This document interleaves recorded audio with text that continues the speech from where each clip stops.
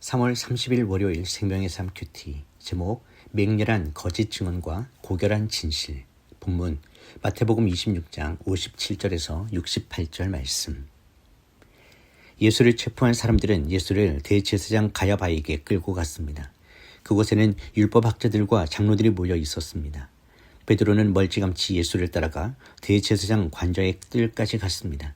그는 들어가 하인들과 함께 앉아서 결말이 어떻게 되는지 지켜보았습니다. 대제사장들과 온 공회가 예수에 대한 거짓 증거를 찾아내어 죽이려고 했습니다. 많은 사람들이 나서서 거짓 증언을 했지만 그들은 아무런 증거도 발견하지 못했습니다. 결국 두 사람이 나와 주장했습니다. 이 사람이 내가 하나님의 성전을 헐고 3일 만에 다시 세울 수 있다고 말했습니다. 그러자 대제사장이 일어나 예수께 말했습니다. 아무 대답도 안 할 작정이냐? 이 사람들이 너에 대해 이렇게 불리한 진술을 하고 있지 않느냐? 그러나 예수께서는 아무 말씀도 하지 않으셨습니다. 대제사장이 예수께 말했습니다. 내가 살아계신 하나님께 맹세하며 내게 명령하니 우리에게 말해보아라. 내가 그리스도 곧 하나님의 아들이냐? 예수께서 대답하셨습니다. 네가 스스로 말했다. 내가 너에게 말한다. 이제 앞으로는 인자가 권능의 보좌 오른편에 앉아있는 것과 하늘 구름을 타고 오는 것을 너희가 볼 것이다. 그러자 대제사장은 자기 옷을 찢으며 말했습니다. 이 사람이 하나님을 모독하고 있어. 더 이상 무슨 증인이 필요하겠소. 보시오, 여러분은 지금 하나님을 모독하는 말을 들었소. 여러분은 어떻게 생각하시오? 그들은 죽어 마땅합니다라고 대답했습니다. 그러자 그들은 예수의 얼굴에 침을 뱉고 주먹으로 그를 때렸습니다. 또 어떤 사람들은 뺨을 때리면서 말했습니다. 그리스도야, 누가 너를 때렸는지 예언자처럼 말해보아라. 본문 요약입니다. 예수님이 대제사장 가야바에게 끌려가시자 공회는 예수를 죽이려고 거짓 증거를 찾습니다.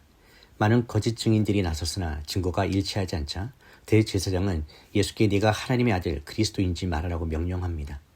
예수님이 내가 말하였느니라 하시며 인자가 권능의 우편에 앉은 것과 구름 타고 오는 것을 보겠다 말씀하시자 그들은 신성 모독이라며 사형 판결을 내리고 예수를 희롱합니다. 첫 번째 묵상입니다. 진실을 이기려는 거짓의 맹렬함입니다.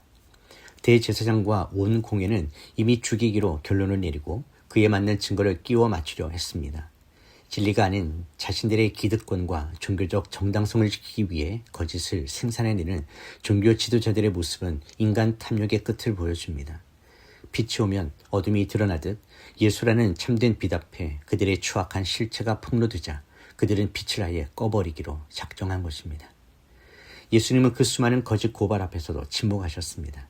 변명할 가치가 없는 거짓들에 일일이 대응하지 않으심으로 진리의 위험을 보이셨습니다. 우리는 작은 오해나 비난만 받아도 나를 방어하기 위해 수많은 말을 쏟아내곤 합니다. 하지만 진실은 억지로 증명하는 것이 아니라 하나님 앞에서 잠잠히 머무를 때 드러나는 것입니다. 주님의 침묵은 무능함이 아니라 하나님의 심판에 모든 것을 맡긴 최고의 신뢰였습니다. 세상은 때로 우리를 거짓으로 몰아세우고 억울한 상황에 빠뜨릴 수 있습니다.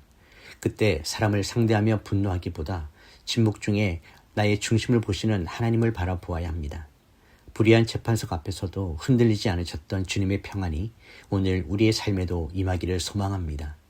진리는 결코 거짓에 의해 소멸되지 않음을 믿어야 합니다. 묵상 질문입니다. 나는 억울한 비난 앞에서 나를 변호하기 위해 극복합니까? 아니면 하나님의 공의를 믿으며 침묵합니까? 두 번째 묵상입니다. 가장 고결한 진실과 가장 비열한 희롱입니다. 침묵하시던 예수님이 입을 여신 때는 네가 하나님의 아들 그리스도냐? 이 본질적인 질문을 받았을 때였습니다. 주님은 이 대답이 사형의 결정적 근거가 될 것을 아시면서도 당당히 자신의 정체성을 밝히셨습니다. 내가 말하였다라는 대답과 함께 장차 심판주로 오실 예수 그리스도의 영광스러운 모습까지 선포하셨습니다. 주님은 죽음 앞에서도 타협하지 않고 진리 자체를 선포하셨습니다. 그러나 그 거룩한 선포의 결과는 잔인한 희롱이었습니다. 종교 지도자들은 주님의 얼굴에 침을 뱉고 주먹으로 치며 손바닥으로 때렸습니다. 그리스도야, 선지자 노릇을 하라며 조롱하는 그들의 행위는 하나님을 섬긴다고 자부하던 자들이 하나님 자신을 모독하는 비극적인 역설이었습니다. 만왕의 왕께서 피조물에게 침 뱉음을 당하시는 이 장면은 주님이 우리를 위해 겪으신 수치의 깊이가 어떠했는지를 보여줍니다. 주님이 겪으신 수치는 우리가 받아야 할 영원한 수치를 대신하신 것입니다.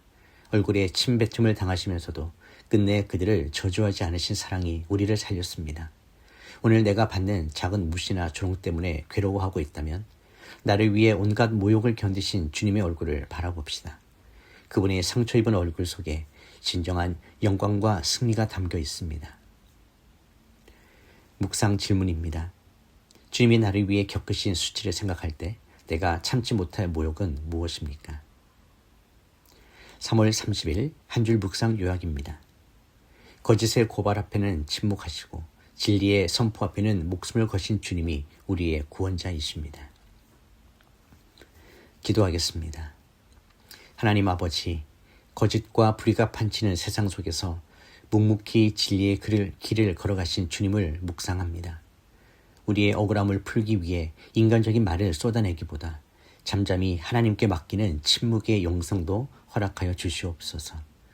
우리를 대신해 침뱉음과 매질을 당하신 주님의 고통을 잊지 않게 하시고 주님이 당하신 수치를 기억하며 오늘 우리에게 주어지는 작은 고난들을 넉넉히 이겨내게 하여 주시옵소서. 예수님의 이름으로 기도드립니다. 아멘.